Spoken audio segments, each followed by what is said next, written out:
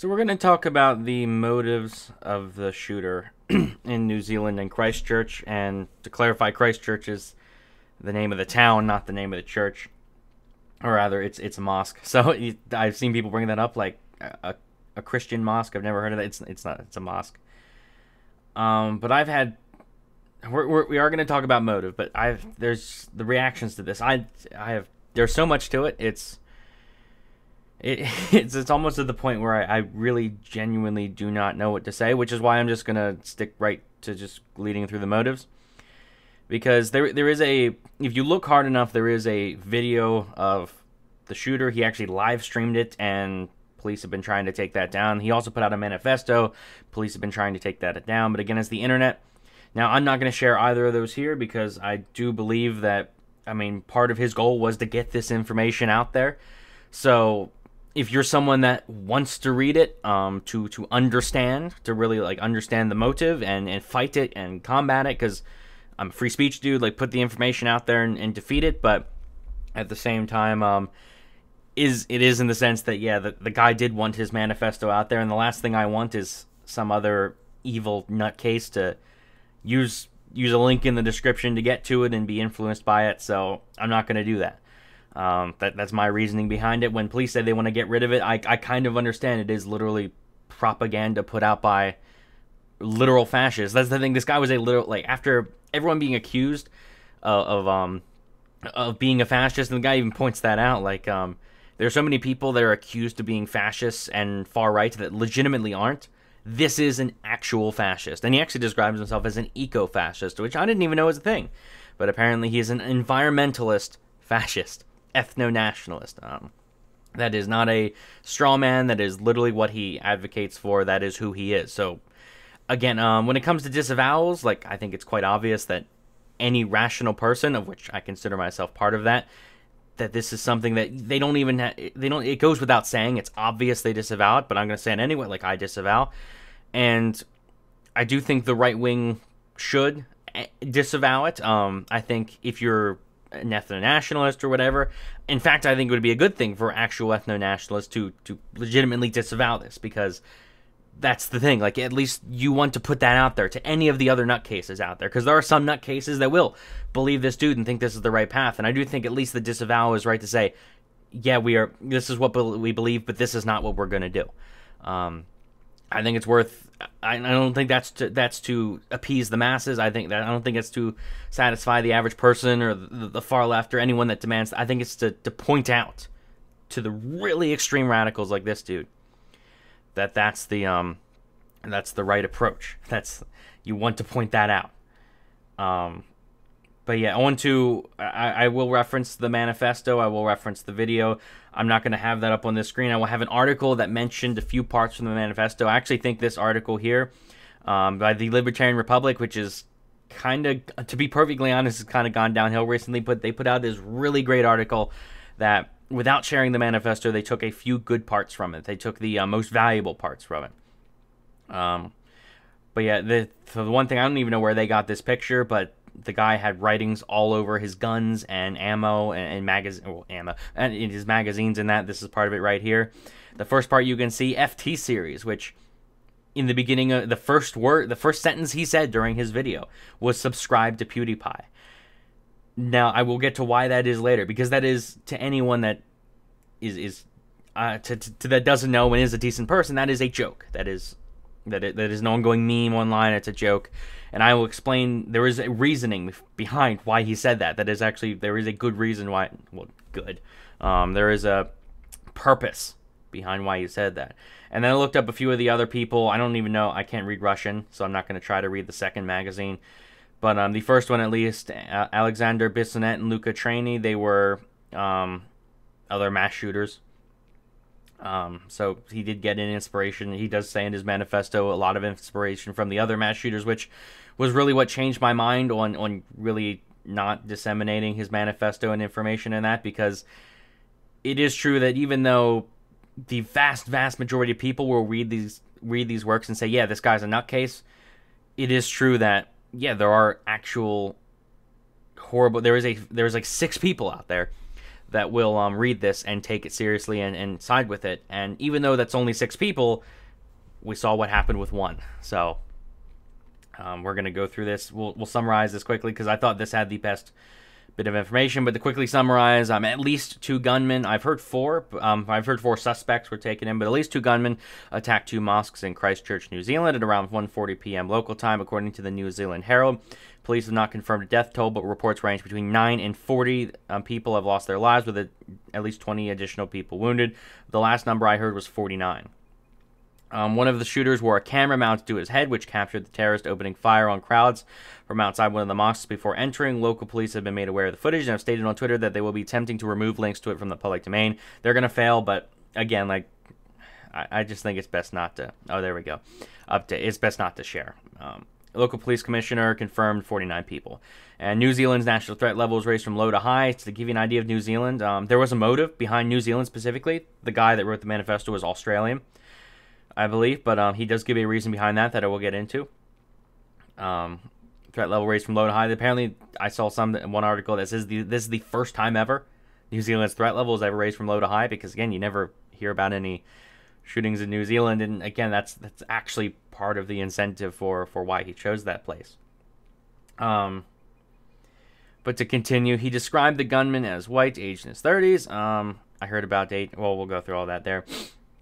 The 74 pages here. The manifesto explicitly states that the attack was motivated by white supremacy. The 74 pages of rants and stolen poetry disavow democracy, multiculturalism, and genetic mixing. The terrorist called his attacks a retaliation for attacks perpetuated in Europe by radical Islamic terrorists, and said his motive was primarily a fear of white genocide, and explicit cited the infamous 14 words. The 14 words, if you don't know, that is the... he actually said it here. I have the manifesto on my other monitor here. I'm not going to bring it up here. Sorry. Something about we need to secure a future. We need to ensure a future for white children. That's not 14 words, but that's what it summarizes. A future in existence for our white children or something. It's that's one of the more common phrases of that's the shortest possible manifesto for actual white supremacists. In addition to typical white supremacist talking points, the manifesto states in no uncertain terms that the attackers wish to polarize and destabilize Western culture. A particularly revealing quote from the killer states. Now, this part is important here to realize. With enough pressure, the left wing within the United States will seek to abolish the Second Amendment, and the right wing within the U.S. will see this as an attack on their very freedom and liberty. This attempted abolishment of rights by the left will result in a dramatic polarization of the people in the United States, and eventually a fracturing of the U.S. along cultural and racial lines. The attacker seems to have explicitly attached himself to already divisive topics. It should be taken into account when discussing the murderers' use of an AR-15 style rifle, the 4chan website, or his quip referencing YouTuber PewDiePie, that the demonization of these things was intentional. So before I read the manifesto, I watched the video, and it's so strange, because I literally just woken up about 20 minutes before I watched this video. I was just surfing Facebook, just checking my updates and that, and I saw all this. And what I noticed was the whole time I was watching the video, it's rather strange, because I have watched much worse, because it is literally just a camera mounted to his forehead as he's doing the whole shooting right there. So you see everything kind of almost from his perspective. But he does say that, it's just so, yeah, it's interesting, because I've seen much worse in video games and movies and TV, and much worse has happened. I'll be doing something and I'll be watching a movie where a fictional character does much more evil things, and I'm not even fazed by it. I'm completely desensitized. It doesn't bug me. And it's not because I don't see it as bad. It's because the fact that it's fiction is reassuring enough that you don't react.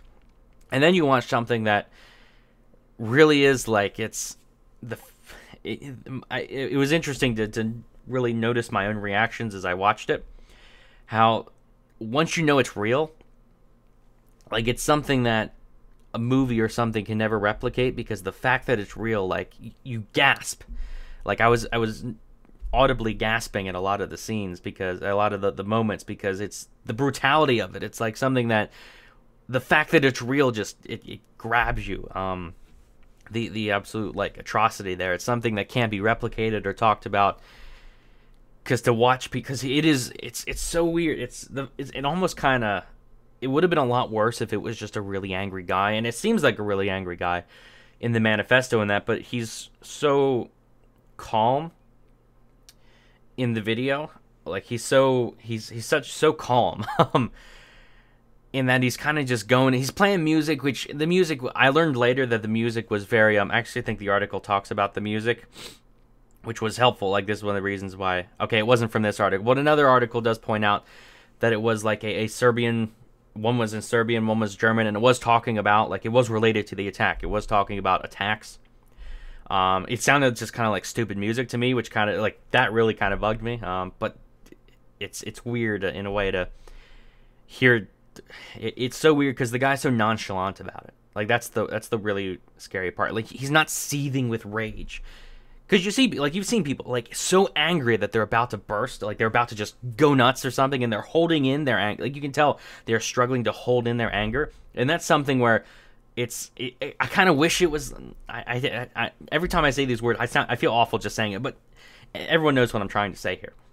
I kind of wish there was visible anger, but the fact that it was so nonchalant, like, it was obvious, there was obvious anger there. From the manifesto, there was obvious anger, but the fact that it was, like, he was very stone-faced. It was very, like, it was as if he was just going to get groceries or something. That kind of facial expression that you might have, the resting face when you just go get groceries. Like, it was so nonchalant. And the jokes he made, like, he referenced a few, like, he even says at the end, because it was a 17-minute live stream. It's him, like, 5 minutes before he gets driving there and then driving back and driving somewhere else. But he's so nonchalant. He makes a joke like, well, that didn't go as planned. And it's so disturbing. It's probably literally the worst thing I've ever watched. The fact that it's real and the fact that he's nonchalant. And he goes in, it's so strange. The manifesto clears it up a little bit, but it's so strange because it's so strange because it's almost as if, like, 17 minutes went, the whole thing's 17 minutes long, and the police didn't show up.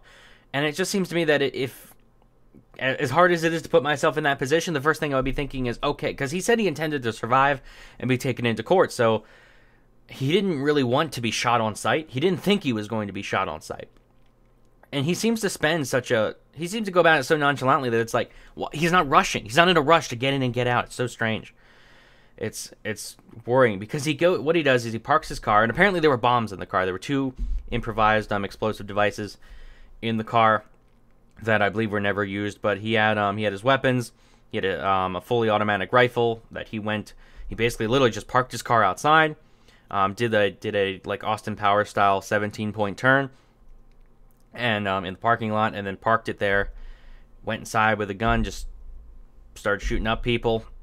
And everyone's kind of hiding in the corner, and for some reason, all the bodies are piled in the 2 separate corners, and he's just going through, and it's crazy, because you can see his gun jam there for a bit, and he's just taking a moment to really fix it and unjam it. But then, after everyone's dead, he goes back and he shoots the bodies again. He's out of ammo, so I guess he's out of ammo, so he goes back to the car, gets another rifle, comes back, does the same thing, just goes to each one of the bodies and headshots each one of them, which, it's like, it's not even enough to just kill them. It's enough to, like, really make sure they're dead. Enough to, like, really just go, like, to really just keep going with the bodies. Now, the weird thing is then he goes outside, and he goes outside and he starts shooting. And it seems to me, like, again, the camera's not exactly 1080p, but it seems to me that he's just literally shooting just in empty space. So I don't know why that was, because, again, the whole thing I'm thinking is, like, the police are going to show up any minute now. And the fact that they didn't kind of concerns me. That 17 minutes and no one showed up. No one caught him in 17 minutes. Well, I guess, I mean, after the attack started, from when the attack started, about 13 minutes. But then, like, the worst part of it all is some woman's, like, sees him and starts running from him. I think she was able to hide in the mosque or something, because you see her running from the mosque. And he shoots her twice, and she falls on the like, this is right along a road too. This is like right outside along a road, and she's laying there, she's screaming, help me, and he just headshot there, and like that. that was probably the most disturbing thing I've ever watched, because you see it in movies all the time, but again, like the fact that it actually happened, like someone like it. That's what bugs you, because you start to realize like the fact that is even possible, because it's so outside your own mindset that you could never imagine someone doing it, and then someone does, and it really makes you think. But that's it for this. Now again, the motive, because I guess I'll shift on to the media reaction and that, and I am very, very annoyed how media, because again, it's kind of hard to get mad at the media. It's kind of hard to get mad at the people that are pushing this agenda after a shooting happened, because what this guy did was it's pretty much it's so bad, it's so awful compared to what the media is doing, that I feel bad getting mad at them too, because it's completely different realities. So to put that aside for a minute, to put the actual shooting aside for a minute, is awful. I hate even saying that. Right now, we'll go into the motive and the media reaction and all that. As that. So I gave a little bit of, we saw from the article, a bit of the media reaction, but I'm going to look at the manifesto here. The first thing he talks about is birth rates. He is a genuine, he says it 3 times. It's the birth rates, it's the birth rates, it's the birth rate. I'm reading that off of page 3. Page 1 was the title, page 2, I don't even remember. Page 2 is a poem by, they don't even say. Maybe it's his own poem. I don't know. But he talks about it. So he is a genuine ethno-nationalist. And looking through his beliefs, he talks about birth rates. He talks about fertility. How he says, even if there was a mass immigration, white people are not replacing themselves. And he points that out, and he talks about how, essentially, the fact that there is mass immigration, he calls it white genocide. And I don't like that. I don't think that is white genocide, because to me, white genocide is not a subtle thing. White genocide is literally like, let's round them up and shoot them. You can say it's prejudice, it's racism. You can say it's demographic replacement, but to say it's white genocide, I believe, is false. Like I think the white genocide narrative is particularly harmful, because again, like, that riles up these people, and it's something like if you want to take action, if you see that as a bad thing, like, okay, that's I understand that, but to then think shooting up a mosque as a solution is where you go wrong. But the guy is a very big collectivist. That's the thing. He's not a capitalist. He's not a conservative. He's an ethno-nationalist, eco-fascist, which I didn't even know eco-fascist was a thing. But a guy I know that lives in New Zealand even pointed out, New Zealand and Australia are New Zealand's very environmentally friendly. So like pretty much everyone there is an environmentalist. So pretty much it's like, it goes without saying that he was in eco. The eco part goes without saying. But he sees himself as essentially like an ordinary dude that was just really concerned about white people. He sees himself that what he essentially wants is white people to have their own, for European people to have their own country. He thinks Muslims should be able to have their own country, but they need to stay away from each other, is his thing. He says that if you're an immigrant, it seems to him that if you're an immigrant if you're a Muslim immigrant that moves into any European country, you are an invader, and that in itself is immoral and deserving of death, apparently, which I think that goes without saying is wrong. Like, it goes with that. It's the collectivist approach is the problem. It's a very and he even talks about, like, he's even strongly against individualism. It's the collectivist approach, where the problem with that is as soon as you start putting the collective, and for those that don't know, again, because I've seen so many people mess this up, individualism is not like some kind of every man for himself kind of thing. It's just the idea that the moral unit is the individual. That the fact is, if essentially from the collectivist approach, I am responsible for this shooting because the shooter was an ethno-nationalist and representing white people, and I am also a white person, therefore I am responsible. That's the collectivist approach. So again, if you want to support his ideas and spread them around, go ahead and spread the white people are awful narrative, because again, that's what he wants. He's a collectivist. What he wants is division. What he wants is to it's not even like I'm theorizing that's what he's saying. He says it. He is about division. He is about dividing people on the lines of race. He is about, every time someone says, I blame white people or I blame right-wing people, that is what his goal was here. That was his goal, to spread that around. That was his motive. And the fact that we knew that's going to happen.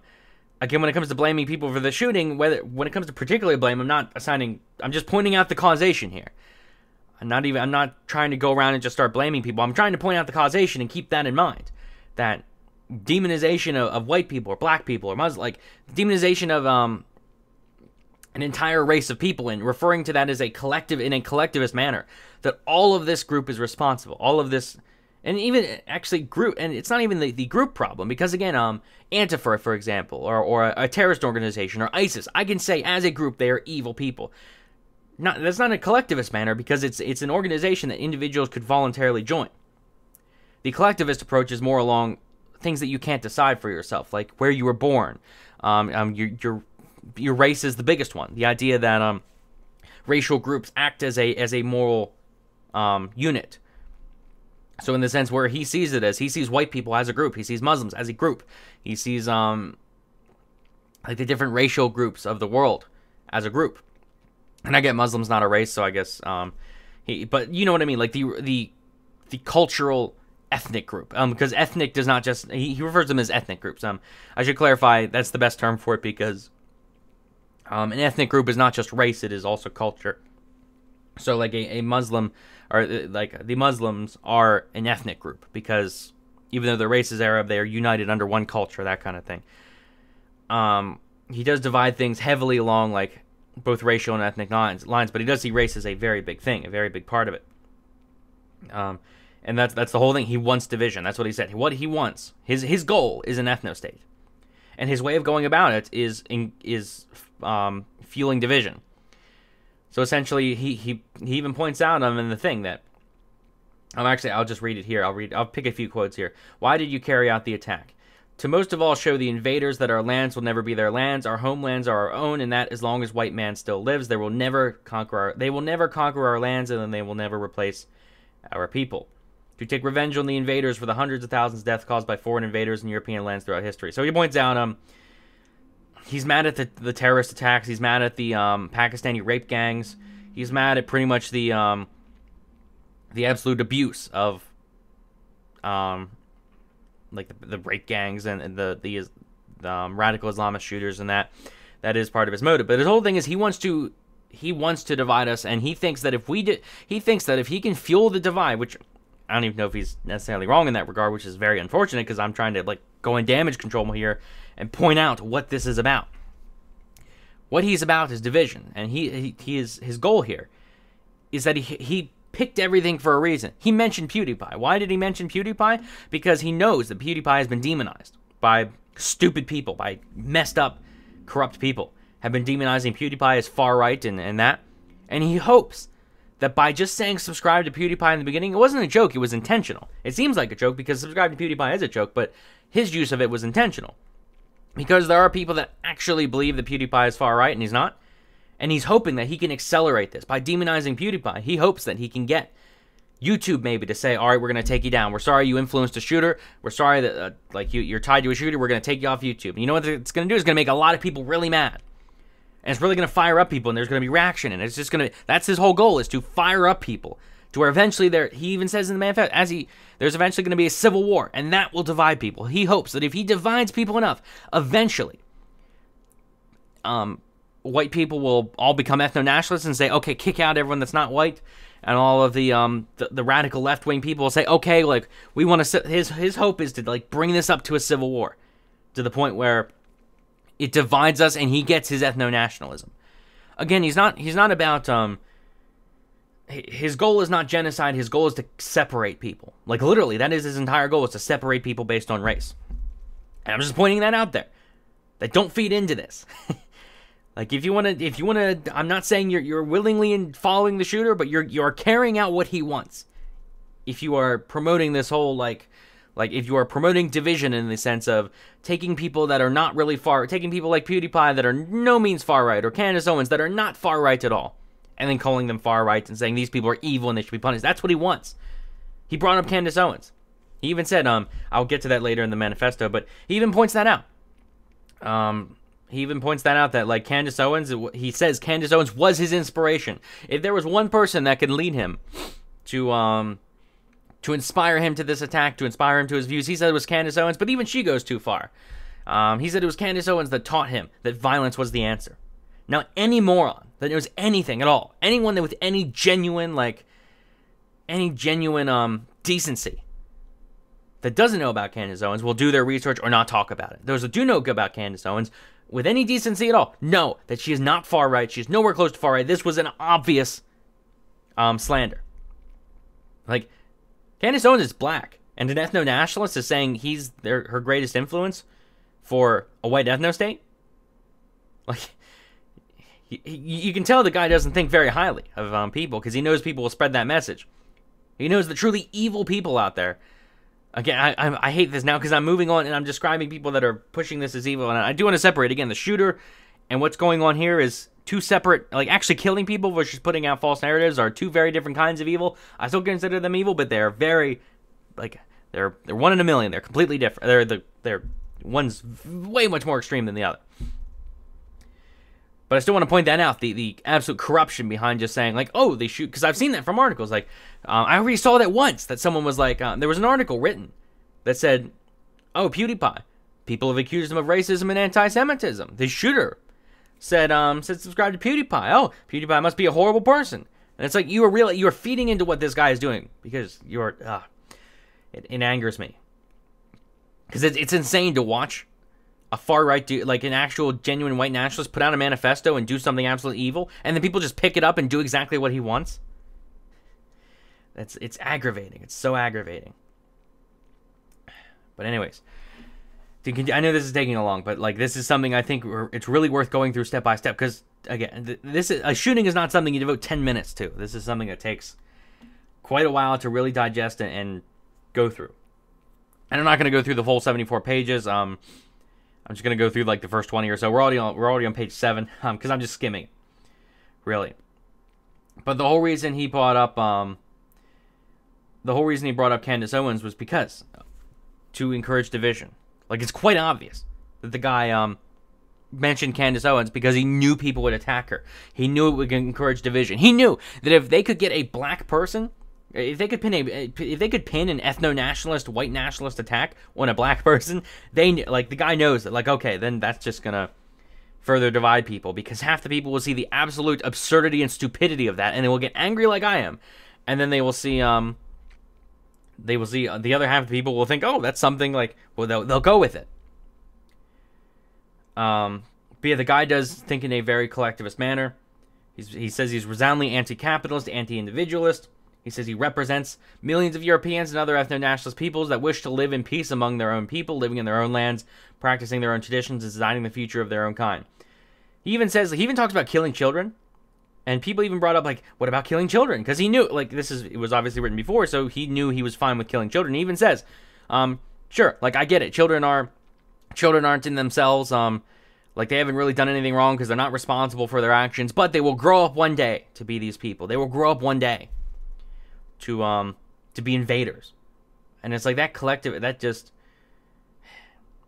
I wish everyone takes a moment to, like, realize, like, to try to think about themselves, like, what could possibly lead me down that path, and then making sure that you keep an eye out for that, because no one ever thinks they'll be like this dude, myself included.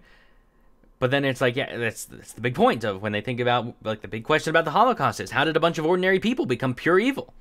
It's like, that's because as Solzhenitsyn said, the line dividing good and evil cuts through the hearts of every human being. Everyone has the capacity every single person, I believe, has the capacity to do what this guy did. So you really need to, like, identify that part of you and make sure that make sure you do not drift down that road. You also have to make sure you don't drift. I'm not saying you don't drift down the road toward ethno-nationalism. I'm not talking about you make sure you don't drift down the road towards killing children and killing a bunch of innocent people that you do not know. Why did you target these people? He says, again, they were an obvious, visible, and large group of invaders from a culture with high fertility rates. He does really focus on her. I'm actually surprised that he focuses so hard on fertility rates, which is insane. But he says the reason he chose New Zealand was essentially to prove that it's kind of like a terrorist attack in a Walmart kind of thing. It's one thing to do a terrorist attack in the United States, it's another thing to do a terrorist attack in like a New York City or something. He said he chose New Zealand because, again, like, New Zealand is not known for its terrorist attacks. New Zealand is not known for its violence. He chose New Zealand because he wanted to prove that you could go, like, it's not just Europe. You could go to the edge of the world. It was to promote fear. He even says promote fear. He wants to let people know that when he talks about European, again, when he talks about the Europeans, he's not just talking about Europe. He's talking about the United States and Australia and New Zealand and pretty much every, like, European, predominantly white colonies, South Africa, those kind of places he's talking about. He wanted to prove that he could go all the way to New Zealand and you wouldn't be safe. Was what he was trying to do. He was trying to instill fear and show that nobody's safe because he chose a spot way out of the way of where people think this normally happens to show, yes, even then it can happen here. He said he chose an AR-15 purposely because they even brought up, like, why choose firearms? Actually, it's right here. Why did you choose firearms? I'm quoting him right here. I chose firearms for the effect it would have on social discourse, the extra media coverage they would provide, and the effect it could have on the politics of the United States and thereby the political situation of the world. The U.S. is torn into many factions by its Second Amendment along state, social, cultural, and more importantly, racial lines. Again, he always says, most importantly, racial lines. Like, he's really focused on the race thing. With enough pressure, the left wing within the United States will seek to abolish the Second Amendment, and the right wing within the U.S. will see this as an attack on their very freedom of liberty. So his goal is to abolish guns. Remember that. His goal is gun control. Like, that is his purpose, is gun control here. Not his main purpose, but a big part of it. Big part of it here. The reason he live streamed it, the reason he spent time to write a 74-page manifesto was to support, or was to give enough of a cause to rally behind gun control. And he figures that when they do, like, you know what's going to happen. If they ever get to the point where they will actually say, they will go round door to door and take people's guns, you know that's going to be a civil war. And that's what he knows. So that's the thing. Like, calling for gun control, you're doing exactly what he wants. You're playing right into it. Congratulations, you're dumber than an ethno-nationalist. You're being manipulated by a terrorist. Now, just, you remember that. Why'd you choose New Zealand? Okay, again, he said that. Same thing with Candace Owens. He said it's all to create divide. It's all to push this divide. Yeah, it's... He goes through the whole question of, like, are you a Christian? Are you a conservative? Are you a neo-Nazi or an anti-Semite? And the interesting thing is he even says, like, are you Islamophobic or an anti-Semite? And he says, as long as they stay in their own countries, fine.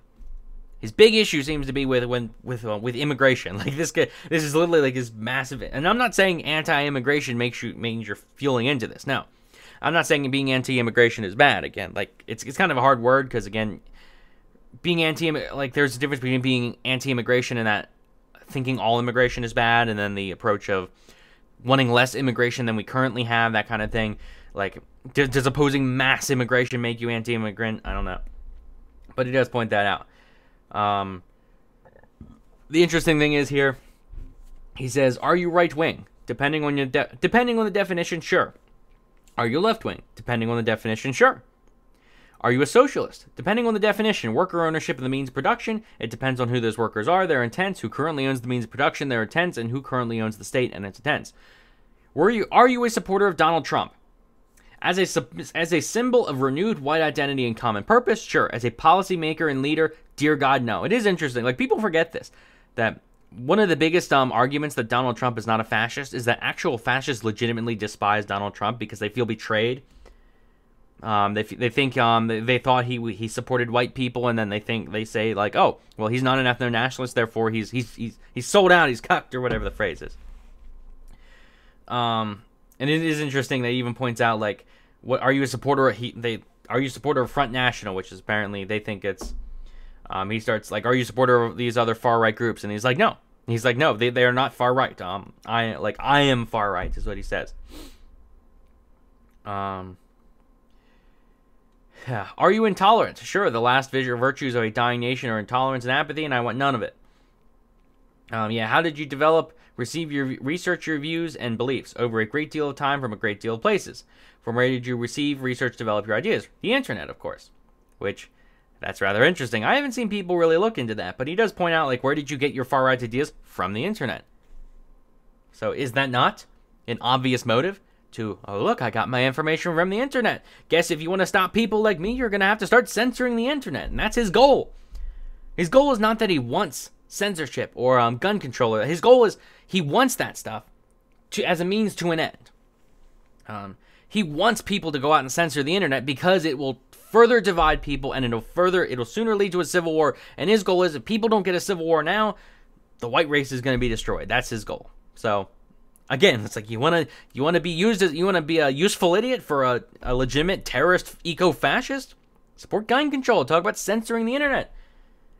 That's what he wants. That was his whole goal here. I'm not necessarily blaming that like people that want to censor the internet are responsible for a terrorist attack, but I'm just saying the guy wrote this manifesto. The guy did the terrorist attack to because he was upset at, because his whole thing was people are too stupid. Like the media is too stupid. They're just gonna play right into this. Politicians, the masses, they're just gonna play right into me. They're gonna do whatever I want. I don't have to tell them. They're just gonna do it because that's their reaction. That was his whole thing. Do you consider yourself a leader? No, just a partisan. Do you have ties to any other groups? He says no, but he lists as his influences a bunch of other. He says his influences were a bunch of other like mass shooters, which is why I'm only referencing the important parts of the manifesto that really defend what I say, because I'm not going to like explain his views. Because I'm not really going to go, or I'm going to explain his views as a warning, but I'm not really going to go through his whole manifesto because again, I feel bad putting that stuff out there, considering this guy said he was he says he was a bit of I'm trying to like that this was an influence on him. He does even say that he asked the Knights Templar for the reborn Knights Templar for a blessing, and he got one. Now I don't know anything about the Knights Templar, but I don't know if they're far right or not, but I'm gonna say they're probably not. And he says the Reborn. As far as I know, I thought they were a Catholic organization, but like a charity, like kind of like the Masons or whatever. But he says he got a blessing. And I'm genuinely honest. I think that was just a way to further divide people. So because you know what's gonna happen? Guilt by association here. Like that's what's gonna happen. Gun control, guilt by association. They're gonna ramp up the violence even further. They're gonna ramp up the calls for division, and they're gonna play right into his hands. This is interesting. I found this part. Why do you believe you will be released from prison? He believes he will be convicted. He believes he will be thrown in prison, and he will be one day released. He says, I do not just expect to be released, but I also expect an eventual Nobel Peace Prize, as was awarded with the terrorist Nelson Mandela once his own people achieved victory and took power. I expect to be freed in 27 years from my incarceration, the same number of years as Mandela for the same crime. Now, again, is he really confident in 27 years? I doubt. But he sees himself as a Nelson Mandela, oddly enough. And then the second part is more, he says, answers to my supporters. Like, that's his part where he says, this is why I, he just pretty much a call to action for his supporters. I'm not going to put this there. I'm not going to mention it there because I don't want anyone getting any ideas. It's something like, again, I think any rational human being can look at this and say, yeah, these ideas are absolutely awful and this guy is an evil, horrible human being and I hope he rots in hell for eternity. But all I need is one person to look at this and get inspired, and that's the issue. Like, it only takes one. But this is interesting here. Won't your attack do more harm than good? No, there isn't a successful, influential grand movement established just yet, and no leading organization, so there's no great structure created that could be brought to harm. As for how the public perceives this, did they perceive us any differently after the attack than they did before? So the interesting thing is, he does point out that, like, he's not like, oh, it's going to hurt Donald Trump as I support Donald Trump. It's not going to hurt the far rights that are in power right now. No, he obviously acknowledges the fact that, like, yeah, the far right is not in power. The far right has no influence at all. The best they can do is a terrorist attack. He points that out. They have no influence. So he's not worried about harming any groups because they have no power. So his whole thing is, you know what? They have no power, so the best thing I can do is carry out a terrorist attack. People are going to get some ideas, and it's going to drive people to the far right. That's his idea. I feel bad even saying that because I don't want to give people any ideas, but that's his plan. That's his whole, that's what he means to get about by this. Won't your attack result in calls for the removal of gun rights in New Zealand? The gun owners of New Zealand are a beaten, miserable bunch of baby boomers who have long since given up their fight. When was the last time they won increased rights? Their loss was inevitable. I just accelerated things a bit. So, like, just remember, he sees himself as, like, kind of the collapsitarian approach of his goal is to move things along further. His goal is to be a catalyst in a civil war. So again, if you're contributing to that, you're doing what he wants. You're contributing to the civil war. The interesting thing is I didn't notice he throws a little bit of jokes in there. Weird. Like, he throws in copy pastas in that, and I can't tell if that's just his sense of humor. Because again, even evil murderous people can have senses of humor. Or if it's to intentionally create a tie, a guilt by association tie. Because he throws in, like, jokes here that the average person might use. They're like online memes that the average person might reference. And I wonder if that's just because he spends a lot of time on the internet, or if that's his goal to be like, like, oh, this person made a joke on the internet. Well, this far right, this was also in the manifesto. This guy, like, he puts in the Navy SEAL copy pasta, if you've ever heard of that. If not, look it up.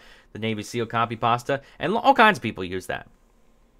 All kinds of people reference it. It's just like, it's a joke paragraph. It's something where, just look it up if you don't know what it is. But I wonder if they're kind of, if that was a tactic on his part to say, well, oh, look, like, if you post a joke on the internet that this guy also used, well, do you know what you just did? You quoted a terrorist manifesto. You're quoting a terrorist manifesto now. And I think that's really just to increase division. So anyway, just remember, guilt by association is stupid. Don't play into this. He does point out his ideology. Or rather, I'm skimming through this. Yeah, okay, I'm pretty much done with the manifesto. There was a part I must have skimmed over about that I remember reading about his ideology. He said at one point he was a communist, then he was an anarchist, then he was a libertarian, and now he's an ethno-nationalist, which, again, is that guilt by association? Who knows? But I think it's worth pointing out that if what he's saying is true, I find that interesting that this guy is a definite, like, extremist in the sense of he picked communism. He picked anarchism. He picked again, libertarianism, and then eco-fascism. Ideologies that a lot of them are, like, parts of them are just total polar opposites. Now again, communism and fascism, a little bit in common. Pretty much in common, in fact. But the interesting thing is, the guy is, again, he's not really, it doesn't seem like he's really devoted to ideas. It just seems like the guy is an extremist. Like, how many people go from communism to libertarianism to fascism? Like all three corners of the like triangle political spectrum. The one I think is the most accurate. Then again, he said anarchist. I don't know if he means anarcho-communist or what, but he literally went the whole way around. And I don't know if that's to divide people or if that's really what he did. Again, there's two approaches to that. Either he put that in just to divide people, to say, like, oh look, this guy, like some people say, look, this guy's a fascist, and people are gonna come back with, no, this guy was a communist. No, this guy was this, and no, this guy's a libertarian. So libertarian is gateway to the alt right, as the accusation goes. Yeah. I think that's it. I think that's really it here. Sorry this went on for so long, but I'm sorry not sorry, because I don't think this could be cut down any further. I think all this stuff was important to say, and part of it was I'm treading carefully on every word I say, because I don't want to give anyone any ideas. I don't want to downplay this. Because again, it's so hard, because I'm trying to tread that fine line between explaining what this guy believes. Because you should explain what the worst people want. Like, Mein Kampf should be sold, because you want to say what these evil people really do think. That way you can really understand what they think, and you can combat it. You can't fight fascism without understanding legitimately what fascism represents. You can't stop terrorism without looking what the terrorists say and understanding what led them down that path. But at the same time, as soon as I'm thinking, like, okay, we want to stop terrorists from going down that path. Well, you know what's going to happen here? This guy was a libertarian once before he was an eco-fascist. Now we got to start censoring libertarians because, now we got to start fighting the libertarian movement because it's all about to divide people. So I'm just saying, if you're someone that's playing into this, if you're someone that's like Candace Owens is far right, stop. If you're someone that's saying, like, oh, PewDiePie's secretly an anti-Semite, stop. Like, you're feeding into this. You're doing exactly what this guy wants. If you're like, you know what, everything would be fine if not for gun control. You're doing what this guy wants. Oh, if only we could take down if we could start censoring the internet and getting rid of far right opinions. Stop. You're doing exactly what this guy wants. This guy literally played this out. He committed a terrorist attack because he knew. And like, would he have done it otherwise if this wouldn't be the reaction? I have no idea. Because the goal in the end was to instill fear. His whole thing was there were invaders in my country, and I'm going to go murder them because, again, it's the collectivist approach of he looks at Islam and he's like, okay, these people are from a church. I don't see them as individuals. I see them as part of radical Islam. Therefore, they deserve to die. That's his view. Don't take a collectivist approach to this. That's the worst part of all of it. That's not the worst part of it. Like, I can't say that. Like, every time I try to emphasize how awful something is, it's like, then I think of the shooting. It's like, yeah, obviously that is a billion times worse. But that's pretty much it here. I'll wrap it up here. Like the video if you enjoyed. Subscribe for more. I even kind of feel bad saying that, but because I even feel bad kind of saying like, oh, subscribe to my channel after this. It's just there's no good way out of this. That's it. Just I don't know what to say that I haven't already said, because I'm very depressed in the sense that this is not going to stop it. This is just the guy's going to get what he wants. He's going to get gun control. He's going to get and I'm not trying to politicize this, because the dude already politicized it. Like, I'm trying to say his goal. He's going to get gun control. He's going to say, oh, these people are anti-immigration, therefore we got to crack down on the anti-immigration thing more. And really the best thing you can do is, I mean, I know they say don't apologize, but honestly, like, if you're someone that's even close to this guy's ideology, say I disavow, just to get yourself out there, because the far left, they won't care about that. Like, I get the far left will not care whether you disavow this or not. They're still going to say you're part of the problem. But it's not for the far left. It's for the average person. Because when I look at like the left, when I look at the Democratic Party and all that, they don't apologize for their radicals. When their extremists do something kind of nuts, like when the really like far left progressives, like the Antifa, the legitimate like terrorists, when they start doing stuff, I don't see an apology. I see they just kind of ignore it. They don't necessarily endorse it, but they just kind of ignore it, and they don't really acknowledge that. And now that they're getting elected, now that like more and more far left people are getting elected, I see that as a big issue. And that's one of the reasons I'm so worried about the Democrats, period, is that they're kind of like, I kind of have to question, do they really disavow it? Whereas the far right, again, the far right disavows everything, and I appreciate that. That's something like, as a libertarian, I'm kind of upset that the Republicans kind of shun the radicals, because I'm a radical libertarian in the sense, like, I'm a radical in the sense that I'm a libertarian. But one thing the Republicans do is they do shun the legitimate far right. And at the very least, that is reassuring, that I know they won't go down that path because they shun it. They really shun extremism on their side. And I think it's worth saying that just because, not to appeal to the far left, not to expect an apology, not to expect the far left to listen to you, but to expect the average person to look and say, okay, they're not going to form that guilt by association.